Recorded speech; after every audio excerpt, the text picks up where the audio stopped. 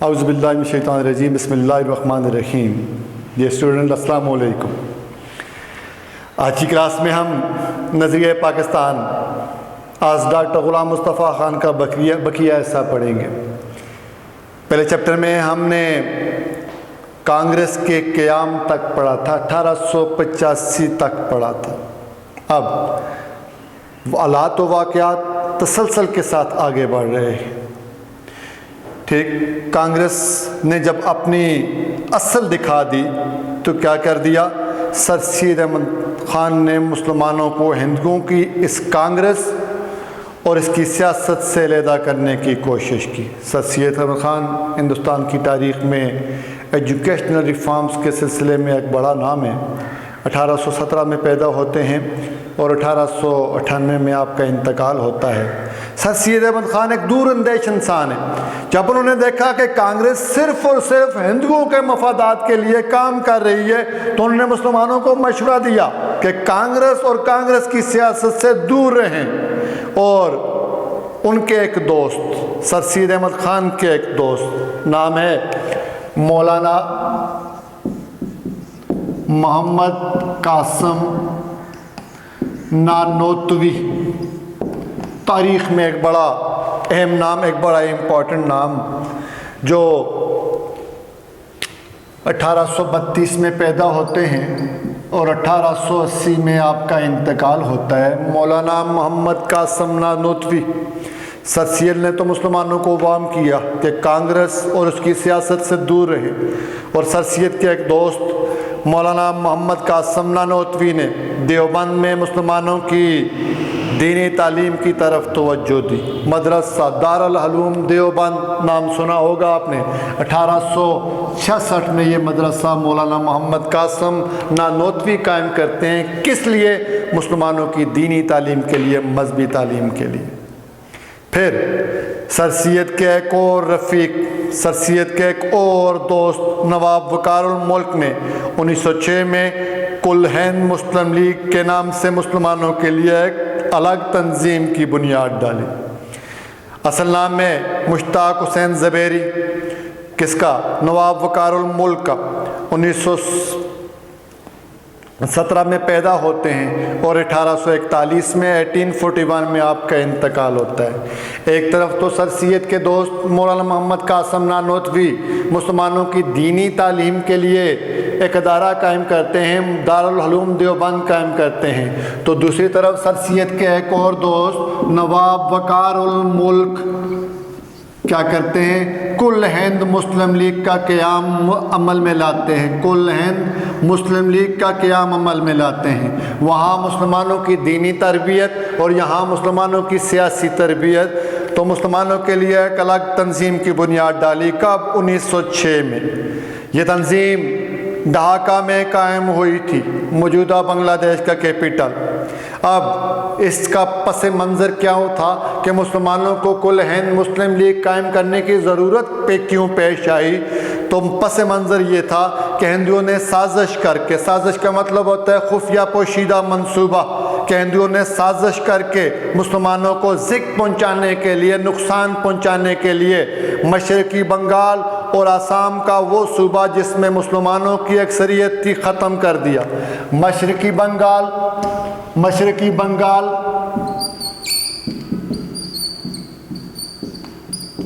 اور آسام یہ ایک صوبہ تھا جس میں مسلمانوں کی اکثریت تھی اور مسلمان ہنسی خوشی زندگی گزار رہے تھے، کیونکہ میجارٹی از اتھارٹی۔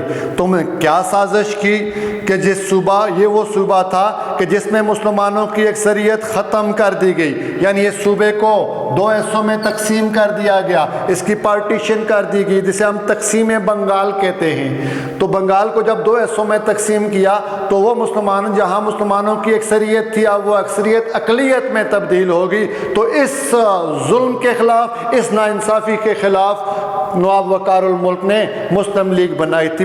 شروع کا پس منظر، شروع سے اس کا مقصد یہ تھا۔ اور پھر اس مسلم لیگ کے پلیٹ فارم سے اس تقسیم کو کینسل کروانے کے لیے، تنسیخ کروانے کے لیے اسٹرگل شروع کی، کوشش کی۔ چنانچہ 5 سال کی اسٹرگل کے بعد مسلمان اس میں کامیاب ہو جاتے ہیں اور 1911 میں اسی علاقے کو پھر بنگال میں شامل کرا دیا گیا، یعنی تقسیم بنگال کو تنسیخ کر دیا گیا، منسوخ کر دیا گیا۔ اب مشرقی بنگال اور آسام دوبارہ سے متحد ہو گئے اور مسلمان دوبارہ سے اپنی اکثریت والی زندگی گزارنے لگ گئے۔ تو مسلم لیگ کا پس منظر اوریجنلی تقسیم بنگال تھا۔ واقعات تسلسل کے ساتھ آگے بڑھتے ہیں۔ اسی زمانے میں پہلی جنگ عظیم چھڑ گئی۔ پہلی جنگ عظیم 1914 سے 1918 تک رہی۔ اسی زمانے میں پہلی جنگ عظیم فرسٹ وار چھڑ گئی، جس میں انگریز کا مقابلہ جرمنی سے ہوا، برطانیہ کا مقابلہ جرمنی سے ہوا اور ترکی نے جرمنی کا ساتھ دیا۔ ظاہر ہے ترکی نے جرمنی کا ساتھ دیا۔ اب ہمارے ہاں جو بر صغیر میں حکمران ہے وہ انگریز، تو ترکی نے جرمنی کا ساتھ دیا، انگریز کا ساتھ نہیں دیا۔ ہندوستان کے مسلمان چونکہ ترکی کے سلطان کو جہاز کی خدمت کی وجہ سے خلیفہ اسلام سمجھتے تھے، اس وقت ترکی میں سلطنت عثمانیہ تھی اور وہ سارے عرب پہ حکومت کر رہی تھی، تو اس لیے سلطنت عثمانیہ، اور اس وقت سلطنت عثمانیہ کے جو حکمران تھے محمد رساد ان کا نام تھا، جنہوں نے 1909 سے 1918 تک سلطنت خلافت عثمانیہ یا سلطنت عثمانیہ کی باغ دوڑ سنبھالی تھی۔ تو ترکی نے جرمنی کا ساتھ دیا، برطانیہ کا ساتھ نہیں دیا، اور ترکی کے سلطان کو اجاز کی خدمت میں، اجاز مکہ، مدینہ اور طائف کا وہ علاقہ جو مدینہ، جو عرب کا وہ علاقہ جس میں مکہ، مدینہ اور طائف شامل ہیں، ان کو ہم حجاز کہتے ہیں۔ چونکہ اس سلطنت کا دائرہ کار مکہ اور مدینہ تک تھا، اس لیے ترکی کے سلطان کو حجاز ان مقدس مقامات کی خدمت کی وجہ سے مسلمان اسلام کا خلیفہ سمجھتے تھے، اس لیے انہوں نے مالی اور طبی امداد بہم پہنچائی۔ کس کو؟ ترکی کو۔ ترکی جرمنی کا ساتھ دے رہا ہے اور مخالف پہ برطانیہ ہے، تو مسلمانوں نے مالی طور پر بھی اور طب کے میدان میں بھی، میڈیسن کے میدان میں بھی مدد پہنچائی، امداد پہنچائی، جس کی وجہ سے حکومت برطانیہ کو مسلمانوں سے عناد پیدا ہو گیا۔ ہندوستان کے مسلمانوں نے جنگ عظیم میں شرکت پر، ترکی کا جرمنی کو ساتھ دینے پر ترکی کی مالی امداد بھی کی اور طب کے میدان میں، میڈیسن کے میدان میں بھی آپ نے ان کی مدد کی۔ اس وجہ سے کیا ہوا؟ حکومت برطانیہ سے مسلمانوں، حکومت برطانیہ کا مسلمانوں کے ساتھ عناد پیدا ہو گیا، دشمنی پیدا ہوگی کہ ترک کے ہندوستان کے مسلمانوں نے برطانوی حکومت کا ساتھ نہیں دیا بلکہ ترکی کا ساتھ پہ دیا ہے، اس وجہ سے مسلمانوں کے ساتھ دشمنی ہوگی انگریزوں کی۔ کہاں؟ ہندوستان میں۔ لیکن انہوں نے یہاں کے مسلمانوں سے وعدہ کیا، ہندوستان کے مسلمانوں سے وعدہ کیا۔ کس نے؟ برطانوی راج نے یا یہاں کے حکمرانوں نے، کہ اگر ہمیں جنگ میں فتح حاصل ہوگی، فرسٹ ورلڈ وار میں، پہلے جنگ عظیم میں جرمنی کے خلاف اگر ہم جیت گئے تو ہم کسی طرح بھی ترکی کو مزید نقصان نہیں پہنچائیں گے، ہم ترکی کو، سلطنت عثمانیہ، خلافت عثمانیہ کو نقصان نہیں پہنچائیں گے۔ یہ وعدہ محض فریب تھا، صرف اور صرف دھوکہ تھا۔ چنانچہ جب انگریزوں کو فتح حاصل ہوئی، جب فرسٹ ورلڈ وار میں انگریز فتح یاب ہو گئے، تو کیا ہوا؟ وہ اپنے وعدے سے پھر گئے، اپنے وعدے سے مکر گئے، اپنا وعدہ توڑ دیا اور انہوں نے ترکی کی وسیع سلطنت کے ٹکڑے ٹکڑے کر دیے۔ ترکی کی اس وسیع سلطنت جسے ہم سلطنت عثمانیہ کہتے ہیں، خلافت عثمانیہ کہتے ہیں، اس کو ٹکڑوں میں تقسیم کر دیا اور یہاں کے مسلمانوں کو اس فریب کی وجہ سے بہت تکلیف پہنچی، انگریز کے اس دھوکے کی وجہ سے، اس فریب کی وجہ سے کہ وعدہ کیا کیا تھا اور اب اس وعدے کے ساتھ کیا سلوک کیا جا رہا ہے، سخت تکلیف ہوئی یہاں کے مسلمانوں کو۔ اور انہوں نے خلافت کے تحفظ کے لیے مولانا محمد علی جوہر اور ان کے بڑے بھائی مولانا شوکت علی کی رہنمائی میں تحریک خلافت شروع کی۔ خلافت، وہی خلافت عثمانیہ، وہی سلطنت عثمانیہ کے تحفظ کے لیے، اس کے دفاع کے لیے مولانا محمد علی جوہر جو 1878 میں پیدا ہوتے ہیں اور 1931 میں آپ کا انتقال ہوتا ہے، اور ان کے بڑے بھائی مولانا شوکت علی خان جو 1873 میں پیدا ہوتے ہیں اور 1938 میں آپ کا انتقال ہوتا ہے، ان دونوں بھائیوں نے مل کے ہندوستان میں تحریک خلافت موومنٹ سٹارٹ کی، لیکن اس کے ریئیکشن میں اسی زمانے میں ہندوؤں نے مسلمانوں کو ہندو بنانے کے لیے شدھی کی تحریک شروع کی اور ان کو ختم کرنے کے لیے سنگٹن کی تحریک بھی شروع کی۔ دو تحریکوں کا ذکر آتا ہے۔ پہلی تحریک شدھی، شدھ کے لفظی مطلب ہیں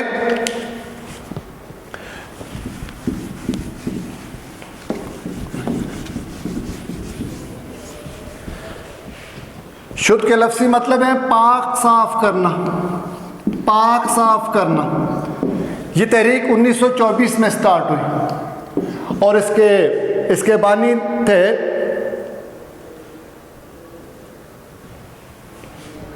سوامی دیانند سرسوتی، یہ اس کے بانی تھے۔ تحریک کا مقصد یہ تھا کہ مسلمانوں کے آباء و اجداد ہندو تھے، انہوں نے ہندو مذہب کو ترک کر کے مذہب اسلام اختیار کیا، ان کو شدھ کرنے کے لیے، ان کو پاک کرنے کے لیے دوبارہ سے ہندو بنانا ضروری ہے۔ اگر یہ دوبارہ ہندو بن جائیں گے تو یہ شدھ ہو جائیں گے، یہ پاک ہو جائیں گے، اور اس تحریک نے مسلمانوں کو دوبارہ سے ہندو بنانے کی کوشش کی۔ اس تحریک کا یہ نعرہ تھا کہ ہندوستان ہندوؤں کے لیے ہے، ہندوستان کے مسلمانوں یا تو ہندو مذہب اختیار کرو یا ہندوستان چھوڑ دو۔ اسی کے ساتھ ساتھ کچھ عرصہ پہلے 1923 میں ایک تحریک قائم کی گئی جسے سنگٹن کا نام دیا گیا ہے۔ یہ ایک انتہا پسند تحریک تھی اور اس تحریک کا مقصد یہ تھا کہ مسلمانوں کو زبردستی، مسلمانوں کو بزور شمشیر طاقت کے زور پر یا تو ہندو بنایا جائے یا ہندوستان سے بھاگ جانے پر مجبور کر دیا جائے۔ تو یہ اس تحریک کے تحت ہندوؤں کو جنگی علوم و فنون سکھائے گئے تاکہ طاقت کے زور پر اپنے مکروہ مزائم مقاصد حاصل کیے جا سکیں۔ تو یہ دو تحریکوں کا ذکر ملتا ہے۔ پھر تسلسل کے ساتھ آگے بڑھتے ہیں۔ 1928 میں کانگریس نے جو نہرو رپورٹ پیش کی، کانگریس نے اپنے پلیٹ فارم سے ایک رپورٹ پیش کی، نہرو رپورٹ کے نام سے، جو تاریخ میں، ہسٹری میں مشہور ہے۔ اس میں مسلمانوں کے لیے علیحدہ نمائندگی کا اصول جو 12 سال پہلے تسلیم کر چکے تھے۔ 1916 میں مسلمانوں کا ایک الگ نمائندگی اصول یہ تھا کہ جب بھی الیکشن ہوں گے مسلمانوں کو ان کی تعداد کے مطابق ان الیکشن میں نمائندگی دی جائے گی، اور کانگریس نے 1916 میں اس بات کو تسلیم کیا تھا۔ لیکن 12 سال بعد 1928 میں جب نہرو رپورٹ پیش ہوتی ہے کانگریس کے پلیٹ فارم پر، تو انہوں نے مسلمانوں کی اس علیحدہ نمائندگی کے اصول کو بالکل نظر انداز کر دیا، اس کو ریجیکٹ کر دیا، اس کو مانا ہی نہیں، اس کو تسلیم ہی نہیں کیا۔ تو پھر تو مسلمانوں میں بڑا جوش پیدا ہوا۔ اب مسلمانوں کے اندر ایک نیا جوش، ایک نیا ولولہ، ایک نیا جذبہ پیدا ہوتا ہے، اور انہیں یقین ہو گیا کہ چونکہ ان کا دین، ان کی تہذیب، ان کی معاشرت سب کچھ غیر مسلموں سے مختلف ہے۔ اب مسلمانوں کو یقین ہو گیا کہ ہندو کبھی بھی، انگریز کبھی بھی مسلمانوں کا مخلص نہیں ہو سکتا، اور چونکہ ان کا دین، ہندوؤں کا دین، ان کی تہذیب، ان کا رہن سہن، ان کا طرز معاشرت، ان کے زندگی گزارنے کے طور طریقے سب کچھ ان غیر مسلموں سے مختلف ہیں، اس لیے کسی حالت میں ہندوؤں سے تعاون نہیں ہو سکتا۔ یہ خیال، یہ نظریہ مسلمانوں کا ہے کہ ہم کسی بھی لحاظ سے ہندوؤں کے ساتھ تعاون نہیں کر سکتے، ان کے ساتھ کسی قسم کی مدد نہیں کر سکتے۔ چنانچہ 1930 میں مسلم لیگ کے اعلیٰ آباد والے اجلاس میں علامہ محمد اقبال نے مسلمانوں کے لیے ایک علیحدہ وطن پاکستان بنانے کی تجویز پیش کی۔ جب مسلمانوں نے یہ ریئلائز کر لیا، کہ جب مسلمانوں نے یہ محسوس کر لیا کیا اب انگریز کے ساتھ ہندو کا محکوم بن کر اس ملک میں رہنا ان کے لیے ناممکن ہے؟ نہ ان کا دین، نہ ان کا رہن سہن، نہ ان کے زندگی گزارنے کے طور طریقے ہندوؤں کے ساتھ ملتے جلتے ہیں، اس لیے کسی بھی لحاظ سے ہندوؤں سے تعاون نہیں ہوگا۔ چنانچہ 1930 میں مسلم لیگ کے سالانہ اجلاس میں جو اعلیٰ آباد میں منعقد ہوتا ہے، اس اجلاس میں for the first time in history, تاریخ میں پہلی بار علامہ اقبال مسلمانوں کے لیے ایک الگ وطن پاکستان بنانے کی تجویز پیش کرتے ہیں، اور تجویز ظاہر ہندوؤں کی ذہنی اصلیت کو دیکھتے ہوئے، ہندوؤں کے پس پردہ مناظر کو، مقاصد کو دیکھتے ہوئے علامہ اقبال یہ تجویز پیش کرتے ہیں کہ برصغیر کے پاک و ہند کے شمال مغربی حصے میں جہاں مسلمانوں کی اکثریت ہے، وہاں ان کے لیے ایک چھوٹا سا خطہ زمین حاصل کر لیا جائے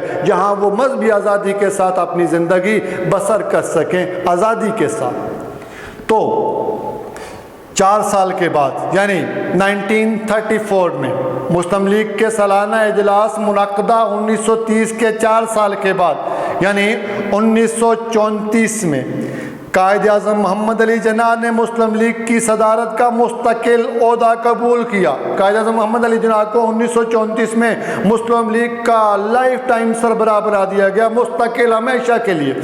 تو جب آپ نے یہ عہدہ قبول کیا تو انہوں نے اس تجویز کو عملی جامہ پہنانے کی کوشش کی۔ کس تجویز کو؟ وہ تجویز جو علامہ اقبال نے پیش کی تھی کہ ہندوستان کے مسلمانوں کے لیے ایک الگ وطن کا ہونا انتہائی ضروری ہے، تو اس تجویز کو عملی جامہ پہنانے کی کوشش کی، اس کو مکمل کرنے کی کوشش کی۔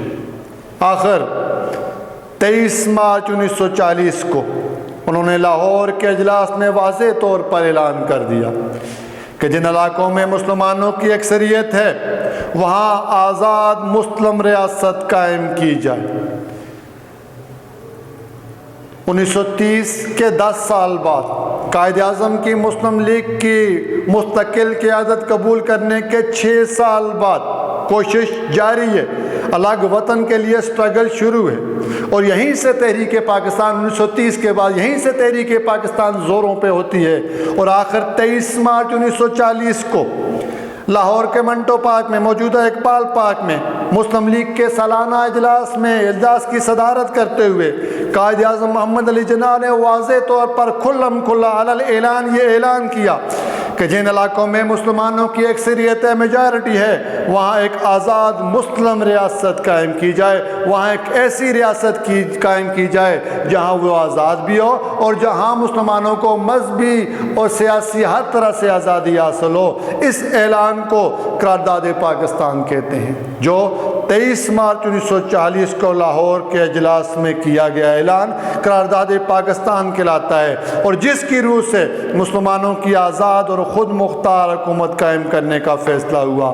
اب باقاعدہ اعلان کے بعد مسلمانوں نے اسی قرارداد پاکستان کے تحت ایک آزاد اور خود مختار حکومت قائم کرنے کے لیے کوشش کی۔ یہاں تک تو مولانا غلام مصطفیٰ خان پاکستان کے پس منظر، تحریک پاکستان کے پس منظر اور نظریہ پاکستان کے پس منظر کا ذکر کرتے ہیں۔ آگے مصنف کہتے ہیں کہ یہاں یہ سمجھ لینا ضروری ہے کہ دنیا میں قومیت کی تشکیل کی 2 بنیادیں ہیں۔ دنیا میں قومیت کیسے بنتی ہے؟ قومیت کی بناوٹ کی 2 اصول ہیں، 2 بنیادیں ہیں۔ ایک وہ جو مغربی مفکرین نے قائم کی، ایک قومیت کی تشکیل مغربی مفکرین نے کی، اور دوسری قومیت کی تشکیل رسول مقبول صلی اللہ علیہ وآلہ وسلم نے قائم کی۔ کہ دنیا میں قومیت کے بنانے کے 2 اصول ہیں، ایک تو مغربی مفکرین کا اور دوسرا آقا نامدار صلی اللہ علیہ وآلہ وسلم کا۔ اب مغرب والے کیا کہتے ہیں؟ اہل مغرب نے خاندانی، نسلی، اہل مغرب نے خاندانی، نسلی اور قبائلی بنیادوں میں ذرا وسعت پیدا کر کے قومیت کی بنیادیں جغرافیائی حدود پر استوار کی۔ اہل مغرب کیا کہتے ہیں کہ خاندان، نسل اور قبائل ان کو تھوڑا سا وسیع کر کے انہوں نے کہا کہ ایک قومیت کی بنیاد جو ہے وہ جغرافیائی حدود پر استوار ہے، جن کو ہم سرحدیں بھی کہہ سکتے ہیں۔ ایک ایسا خطہ ہونا چاہیے جس میں خاندان، نسل اور مختلف ایک ہی خاندان، نسل اور قبائل جو ہیں وہ متحد ہوں۔ یعنی ان تین چیزوں کو مغرب والوں نے خاندان، نسل اور قبائل کی بنیادوں میں تھوڑا سا ان کو وسیع کر کے انہوں نے کہا کہ قومیت کی بنیادیں جغرافیائی حدود، باؤنڈریز، سرحدوں پر استوار کی، کہ سرحدوں کا ہونا، ایک مخصوص خطہ زمین کا ہونا یہ ضروری ہے، استوار کی مین قائم کی۔ اور اگلی بات کی کہ وہ کہتے ہیں کہ قوم وطن سے بنتی ہے، کہ کوئی قوم تب قوم بنتی ہے جب اس کے لیے ایک خطہ زمین ہوگا، جب اس کی جغرافیائی حدود ہوگی، جب اس کی باؤنڈریز ہوں گی، تب وہ قوم بنتی ہے۔ یہ اہل مغرب کہتے ہیں۔ مصنف کہتے ہیں اسی نظریے کی وجہ سے دنیا کے انسانوں کے درمیان تباہی کا جو دروازہ کھلا وہ دو عالمی جنگوں کو ہونے سے بخوبی ظاہر ہے۔ پہلی جنگ عظیم 1914 سے 1918 اور دوسری جنگ عظیم 1939 سے 1945 تک، کہ اسی وذریعے کیا کہ اپنے ملک کی سرحدوں کو ایکسٹینڈ کرنے کے لیے، اپنے ملک کی سرحدوں کو وسیع کرنے کے لیے دنیا کو دو عالمی جنگوں میں جھونک دیا گیا۔ اور یہ نظریہ کون سا ہے؟ یہ مغربی نظریہ ہے۔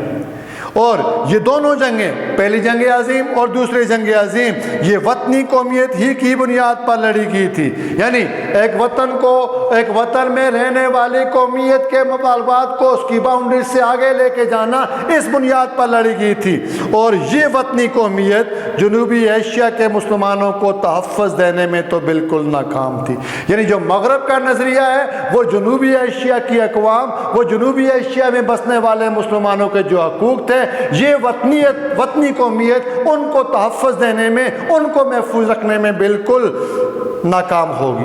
کیوں کہ اگر ایسا ہو جاتا، یہ سا اپنا خطہ، اپنا وطن مان کے، تو کیا ہوتا؟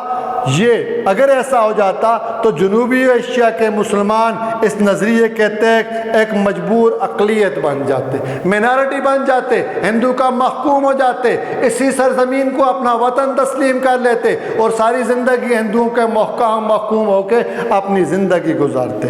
یہ تھا مغرب کا قومیت کا نظریہ، جس نے دنیا کو دو عالمی جنگوں کی تباہی اور بربادی کے مناظر دیے، اور جو ہندوستان میں بالکل بھی نافذ العمل نہیں ہو سکتی تھی۔ قومیت کی دوسری بنیاد وہ ہے جو رسول اللہ صلی اللہ علیہ وآلہ وسلم نے ملت اسلامیہ کی تشکیل کرتے وقت قائم فرمائی، اور جو مغرب کے تصور قومیت سے جدا ہے۔ جب نبی اکرم صلی اللہ علیہ وسلم مدینہ ہجرت کر کے جاتے ہیں تو وہاں پہلی اسلامی ریاست کے قیام کی بناوٹ کی بنیاد رکھتے ہیں، تو وہاں جو قومیت کی تشکیل کی بنیاد کرتے وقت جو فرمائی، یہ نبی اکرم صلی اللہ علیہ وسلم کی قومیت کی تشکیل کا فارمولہ ہے جو آگے جا کے منظر عام پہ آتا ہے۔ اسی کے بارے میں علامہ اقبال کہتے ہیں کہ اپنی ملت پر قیاس اقوام مغرب سے نہ کر، خاص سے ترکیب میں قوم رسول ہاشمی۔ مسلمان سے کہتے ہیں کہ مسلمان تو اپنا موازنہ، ویسے قیاس کا مطلب اندازہ ہوتا ہے کہ تو اپنا موازنہ، اپنا انالیسس، اپنا مقابلہ مغرب کی اقوام سے نہ کر، کہ نبی اکرم صلی اللہ علیہ وسلم کی جو قوم ہے وہ ترکیب میں بناوٹ کے لحاظ سے خاص ہے، اس کا مغرب کے ساتھ کوئی مقابلہ نہیں ہے۔ اب کیا فرق ہے؟ ان کی جمعیت کا ہے ملک و نسب پر انحصار، قوت مذہب سے مستحکم ہے جمعیت تیری۔ اے مسلمان وہ متحد ہے کس وجہ سے؟ ملک اور ذات پات کے لحاظ سے، ذات، خاندان، قبیلے کے لحاظ سے متحد ہیں۔ اور تو کیوں متحد ہے؟ قوت مذہب سے مستحکم ہے، پائیدار تو ہے، مضبوط تو ہے، استوار تو ہے۔ کس طاقت سے تجھے کس نے مستحکم کیا، پائیدار کیا؟ تجھے مذہب کی قوت نے مجبور کیا، متحد کیا، ایک کیا۔ اس لیے مغربی اقوام اور مسلمانوں کی قومیت کا جو نظریہ ہے یہ ایک دوسرے سے مختلف ہے۔ اور آگے مصنف کہتے ہیں کہ مسلمانوں کی قومیت ایک نظریاتی قومیت ہے، ایسی قومیت ہے جو ایک نظریہ کے تحت وجود میں آئی ہے اور جو لا الہ الا اللہ پہ قائم ہے کہ اللہ کے سوا کوئی عبادت کے لائق نہیں ہے، اس نظریے پہ قائم ہے۔ یعنی اگر ہم مغرب کے نظریے کو دیکھیں تو اس سے ہٹ کے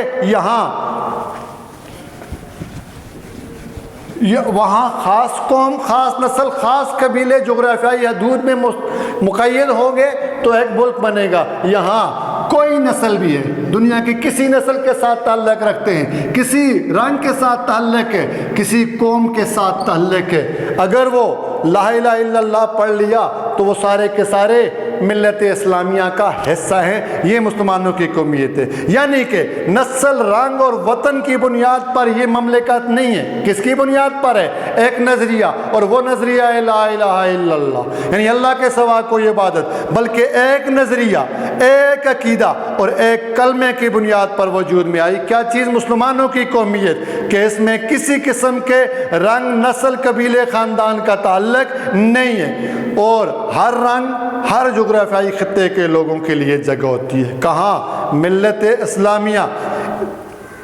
اس نظریاتی پہلو کو، کون سا نظریاتی پہلو؟ کہ مسلمانوں کا ایک کلمے پہ اتحاد ہے، اللہ کی وحدانیت پر اتحاد ہے، اور یہی ان کا نظریہ ہے، یہی ان کا عقیدہ ہے، یہی ان کا کلمہ ہے۔ اسی نظریاتی پہلو کو نمایاں کرنے کے لیے اسے ملت کہا گیا ہے، اور ایسی نظریاتی قومیت میں ہر نسل، ہر رنگ اور ہر جغرافیائی خطے، یعنی ہر علاقے کے لوگوں کے لیے جگہ ہوتی ہے۔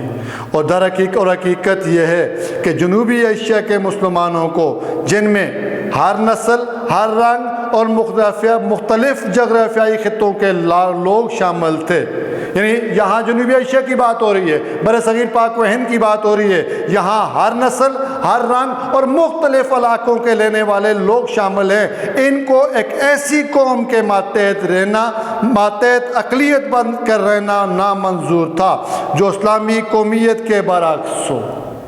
آج کے لیے اتنا کافی، باقی انشاءاللہ اگلے